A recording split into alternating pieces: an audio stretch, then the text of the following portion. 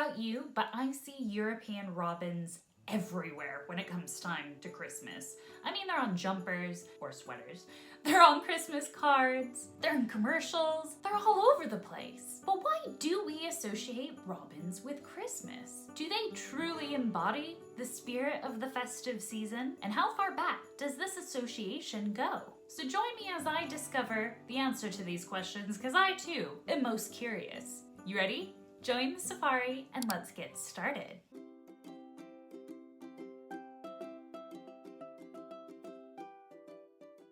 So the first stop on our journey to discovering the association between robins and Christmas takes us to the time of the Celts. Specifically, looking at the tale of the feud between the Holly King and the Oak King. Now there was a serious turf war going on between the Holly King of Winter, who is a wren, and the Oak King of Summer, symbolized by a robin. It turns out that the Oak King tends to butt in and take the place of the Holly King during the winter solstice. Then fast forward to the summer solstice and they swap roles.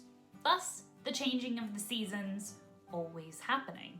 And it's interesting to note the Oak King of Summer tends to win back the turf at the winter solstice, which could explain why we see more robins during the winter months. However, in actuality, seems that we have quite a few migrants here in the UK who come on over from places like Russia and Scandinavia, where it is really cold. They come to the UK to get a little bit colder, I guess, but not too cold. However, not all robins migrate that far of a distance. Take, for example, the robins based here in the UK. They tend to stick around. They don't really need to migrate that far. So that could be why we tend to think we see more robins here in the winter, because the robins from the really cold places tend to come on over here. Now, going back directly to robins and Christmas, there seems to be two different legends that associate robins with Jesus in particular. Now, the first one tells of how the robin, once a plain brown bird, was rather brave in helping Mary out. As depicted in many Christmassy scenes, Mary was giving birth to Jesus in a stable, and things were a bit chilly. According to legend, Mary noticed that the fire that was lit was going out. However, a brave, cheeky robin started flapping its wings to encourage the fire to continue. However, as the bird was helping the fire come back to life, a stray ember made its way to the bird and scorched its chest, giving the bird a bright red breast. Mary saw this and declared that it was a sign of the bird's kind heart in helping others, and declared that its descendants forevermore would inherit this bright marking. Now, after hearing that story, you might be asking yourself, are robins actually kind? Well, it seems like this robin in particular of this tale seems to have been very kind to a human. I don't know about you, but the times I have spent out in the woods or, say, in my garden, robins seem to be very curious about what we're doing. In particular, when out in the garden, for example, when we were building our outdoor tortoise enclosure, we did have a few cheeky robins coming rather close to check out what we were doing. Now, I might not necessarily think and make that association that they were being friendly to me, rather being more curious about what I was doing to try to find some grub that was being brought to the surface while I was digging or doing gardening work. And while I might not expect a robin to make his way towards a fire to help encourage it to continue by beating its wings, robins certainly lend themselves to be quite photogenic and rather curious when it comes to humans. The other tale about robins with regards to Christianity takes a bit of a different turn. Not really a Christmassy vibe, considering it revolves around Jesus dying. Yet again, the robin was once a plain brown bird, and it's said that one robin went to sing to Jesus when he was dying on the cross, and it was from the blood of Jesus Christ that dripped onto this little brown robin that gave it its bright red patch.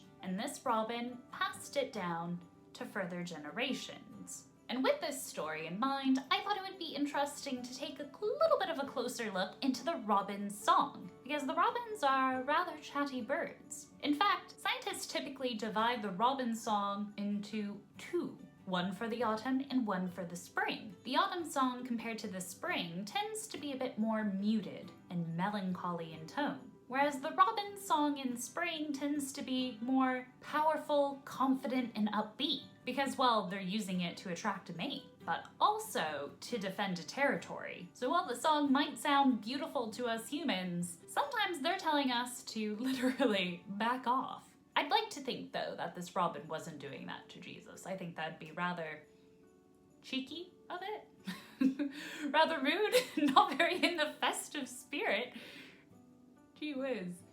Now, hands down, my favorite association with robins and Christmas comes from the Victorian times, during which the tradition of sending Christmas cards started. And who would deliver the Christmas cards and other parcels? The postman, of course. And conveniently, these Royal Mail postmen wore bright red uniforms, thus earning them the nickname of robins. During this time, Christmas cards were often illustrated showing postmen out delivering letters and delivering parcels, and thus eventually artists then started transitioning from drawing and illustrating postmen to actual robins, a trend that has seemed to still linger on today.